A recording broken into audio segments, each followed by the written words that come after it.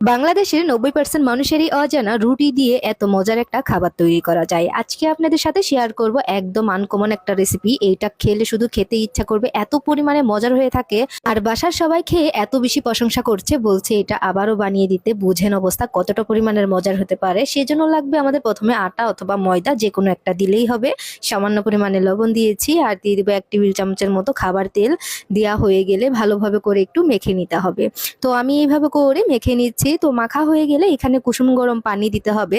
সেজন্য আমি পানিটা অল্প অল্প করে দিব, আর ডোটা রেডি করে নেব। ঠান্ডা পানি দিলে কিন্তু ডোটা শক্ত হয়ে যেতে পারে, সেজন্য কিন্তু কুসুম গরম পানিটাই দিতে হবে। এখন হচ্ছে রুটি বানিয়ে নেব। রুটিটা একটু হালকা মোটা করে নিচ্ছি, খুব বেশি পাতলা করা যাবে না, তাহলে কিন্তু এটা খেতে ভালো লাগবে না। আমি কিভাবে বানিয়ে নিচ্ছি একটু খেয়াল করলে কিন্তু যে কেউ বুঝে নিতে পারবেন। এই তো সবগুলা কিন্তু আমি এভাবে বানিয়ে নিয়েছি, আমার যে কটার প্রয়োজন। তো এখন হচ্ছে এটাকে হালকা করে একটু ভেজে নিতে হবে, খুব বেশি ভাজতে হবে না, শুধুমাত্র এপাশ ওপাশ করে একটু মানে উল্টে পাল্টে নিলেই হয়ে যাবে। এই যে এরকমটা হয়েছে। এবার হচ্ছে এগুলাকে আমি সুন্দর করে কেটে নেব। আমি কিভাবে কাটছি একটু খেয়াল করলে কিন্তু সবাই বুঝে নিতে পারবেন। এটা একদমই সিম্পল। এখন হচ্ছে ছুরি দিয়ে আমি চিকন চিকন করে কেটে নিচ্ছি। এভাবে করে সবগুলাকে কেটে নিতে হবে। এটা বানানো একদমই সহজ, আর খুব একটা সময় লাগে না বানাতে।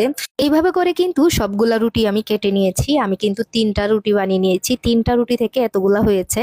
এখন হচ্ছে তেলে ভেজে নিতে হবে। চুলা রাসটা মাঝামাঝি রেখে এবার হচ্ছে এগুলাকে ভেজে নিতে হবে। একটু ধৈর্য সহকারে ভেজে নিবেন।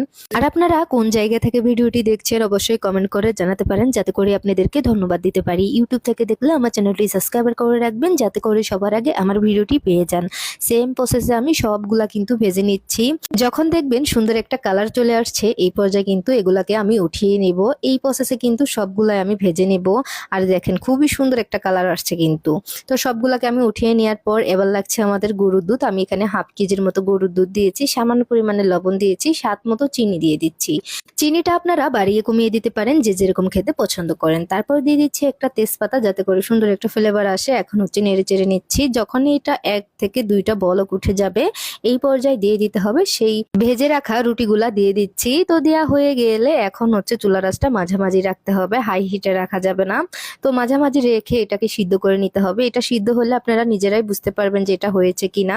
তো এখন হচ্ছে আমি নেড়ে চেড়ে এটাকে সিদ্ধ করে নিচ্ছি। 10 মিনিটের মতো এটাকে আমি জাল করে নেব, চুলা রাসটা মিডিয়ামে রেখে।